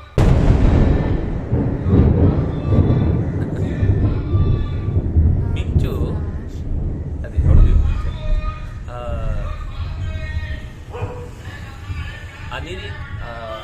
ಯೋಚಿಸ್ಲಿಕ್ಕೆ ಸಾಧ್ಯ ಇಲ್ಲದಂತಹ ಆಸೆಯನ್ನು ಇಟ್ಟುಕೊಂಡ್ರೆ ಆವಾಗ ಧೈರ್ಯವನ್ನು ಅದು ಹುಡುಗಿಸಿ ಬಿಡುತ್ತೆ. ಅದೇನು ಅಂದ್ರೆ ಬಡ್ಕೊಳ್ಳೋದು, ಒಳಗೆ ಅಧೈರ್ಯವನ್ನೇ ಹೇಳುದು ಹೊರಗಡೆ.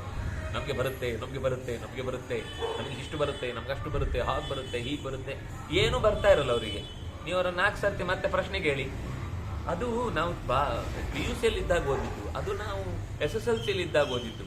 ಅದು ಕೆಲವರು ಹೇಳುದುಂಟು, ನಮಗೆ ಕುಮಾರ ಸಂಭವ ಇತ್ತು, ನಮಗೆ ಏನು ಕಾಳಿದಾಸನ ಶಕುಂತಲ ನಾಟಕ ಇತ್ತು. ಹೌದಾ? 6ನೇ ಅಂಕದಲ್ಲಿ ಬಂದದ್ದು ಏನಾದರೂ ನಿಮ್ಗೆ ನೆನಪಿದೆಯಾ ಕೇಳಿದ್ರೆ ಇಲ್ಲ ಅದು ನಮಗೆ, ನಾನು ಗೊತ್ತಿಲ್ಲ ಅನ್ನೋದನ್ನು ದೋಷ ಅಂತ ಹೇಳ್ತಿಲ್ಲ. ನಮ್ಗೆ ಅದು ಬಂದಿತ್ತು, ಇದು ಬಂದಿತ್ತು, ನಾವು ಅದು ಓದಿದ್ವಿ, ಇದು ಓದಿದ್ವಿ ಅಂತ 10 ಸಲ ಹೇಳ್ತಿರ್ತಾರೆ. ನಾನು ದೊಡ್ಡದೇ ಹೇಳಲ್ಲ, ನನ್ನದೇ ಒಂದು ಪ್ರಸಂಗದಲ್ಲಿ ಮಾತಾಡ್ತಾ ಅವರು ಹಾಗೆ ಹೀಗೆ ಅಂತೆಲ್ಲ ಹೇಳಿದ್ರು. ನಂಗೆ ಖುಷಿ ಆಯ್ತು, ಇಷ್ಟು ಅವರು ಸಂಸ್ಕೃತ ಓದಿದ್ದಾರೆ ಅಂತಾರೆ, ಯಾಕೆ ನಾವು ಕನ್ನಡದಲ್ಲಿ ಮಾತಾಡೋದು, ಬಹುತಾ ನಾಮ ಕಿಮ್ಮು ಅಂತಂದ್ರೆ. ಅದೆಲ್ಲ ಬರಲ್ಲ ರೀ, ಅಷ್ಟೆಲ್ಲ ಬರಲ್ಲ, ನಾವು ಅದು ಓದಿ ಹೆಚ್ಚು 12-14 ವರ್ಷದ ಮೇಲಾಯ್ತು, ಈಗ ಹೆಂಗೆ ಹೇಳಿ ಅದನ್ನ ಅಂತಂದ್ರು. ಟುಸ್ಸಾಯ್ತು. ಇದು ಅಧಿಕವಾಗಿ ಹೊಗಳ್ಕೊಂಡು ಅವ್ಯವಸ್ಥೆ ಮಾಡಿಕೊಳ್ಳೋದು. ಅದರಿಂದಾಗಿ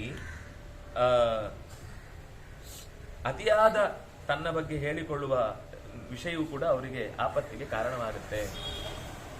ಮೃತ್ಯು ಪ್ರಾಣಾನ್, ಕರೆಂಟ್ ಹೊಡೆಯುತ್ತೆ ಅಂತ ಗೊತ್ತಿರುತ್ತೆ, ನನಗೇನಾಗಲ್ಲ, ನಾನು ಕರೆಂಟ್ ಮನುಷ್ಯ ಅಂತ ಹೋಗಿ ಮುಟ್ಟಿದ್ರೆ ಏನಾಗುತ್ತೆ, ಪ್ರಾಣ ಹೋಗುತ್ತೆ.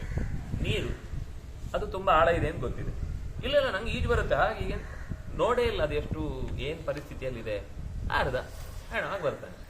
ಮೃತ್ಯು ಅಂದ್ರೆ ಯಾವುದು ನಿಜವಾಗಿಯೂ ತುಂಬಾ ಅಪಾಯಕರವಾದ ಸ್ಥಿತಿಯೋ ಅಲ್ಲಿ ಕೈ ಹಾಕಬಾರ್ದು. ಮೃತ್ಯು ಅನ್ನೋದು ನಮ್ಮ ಇಂದ್ರಿಯಗಳನ್ನ, ಪ್ರಾಣ ಅಂದ್ರೆ ಇನ್ನೊಂದು ಅರ್ಥ, ಇಂದ್ರಿಯಗಳು ದುರ್ಬಲ ಆಗತ್ತೆ. ಮೃತ್ಯು ಅಂದ್ರೆ ನಾವು ಅರ್ಥ ಮಾಡ್ಕೊಳ್ಬೇಕಾದ್ದು ತುಂಬಾ ಇದೆ. ಮೃತ್ಯು ಅಂದ್ರೆ ಬರೀ ಸಾವು, ಅಂದ್ರೆ ದೇಹದಿಂದ ಜೀವ ಹೋಗುದು ಮಾತ್ರ ಅಲ್ಲ. ಮೃತ್ಯು ಅಂದ್ರೆ ತುಂಬಾ ತರದ ಮೃತ್ಯು ಇದೆ. ಅಂದ್ರೆ ಇಂದ್ರಿಯಗಳನ್ನ ಅತಿಯಾಗಿ ಉಪಯೋಗಿಸಿದಾಗ ಆಗ ಆ ಇಂದ್ರಿಯಗಳಲ್ಲಿ ಶಕ್ತಿ ಕಮ್ಮಿ ಆಗುತ್ತೆ. ಅಥವಾ ಏನು ಹೇಳುದು, ತುಂಬಾ ತರದ ಮೃತ್ಯು ಹೇಳ್ತಾರಲ್ಲ, ಅಪಮೃತ್ಯು, ವ್ಯಾಳ ಮೃತ್ಯು, ಘೋರ ಮೃತ್ಯು, ಕಂಟಕ ಮೃತ್ಯು, ಆ ತರದ 106 ತರದ್ದು ಹೇಳ್ತಾರೆ.